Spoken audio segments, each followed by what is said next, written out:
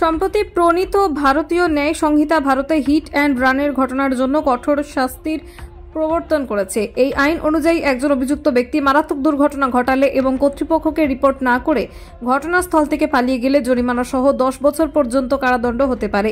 এই আইনের প্রতিবাদে বুধবার বিএমএস সংগঠনের উদ্যোগে ধর্ণা প্রদর্শন এবং আসাম আগরতলা জাতীয় সড়ক অবরোধ করা হয়। বুধবার সকাল 10টা নাগাদ এই অবরোধ সংঘটিত হয়। ভারতীয় মজদুর সংঘের অধীন ট্রাক, বাস, ছোট বড় গাড়ি এবং যানবাহনের সংগঠনের সদস্যদের নিয়ে করা হয় এই অবরোধ। এদিকে জাতীয় সড়ক অবরোধের ফলে রাস্তার দুদিকে প্রচুর পরিমাণে ছোট বড় গাড়ি আটকে পড়ে, ফলে যাত্রীদের অসুবিধার সম্মুখীন হতে হয়। এদিকে প্রচুর পরিমাণে পুলিশ মোতায়েন করা হয় অবরোধ স্থলে। প্রায় 1 ঘন্টা পর পুলিশের পক্ষ থেকে উক্ত বিষয়ে যথাযথ স্থানে কথা বলার আশ্বাস প্রদান করলে জাতীয় সড়ক অবরোধ মুক্ত করে দেওয়া হয়।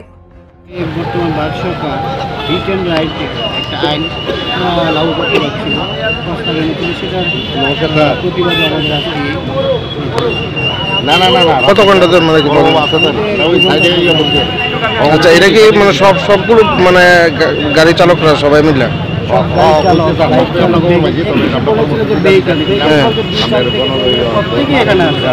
ট্রাক ড্রাইভার বলে নয়, রিক্সা বলে নয়, টমটম বলে নয়, চালনে সবাই একত্রে মিলে আমাদের এই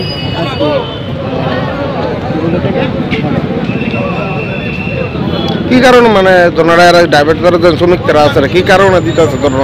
কারণ যে লেখা আছে যে 10 বছরের জেল নতুবা 7 লক্ষ টাকা জরিমানা, ওটার বিরুদ্ধে।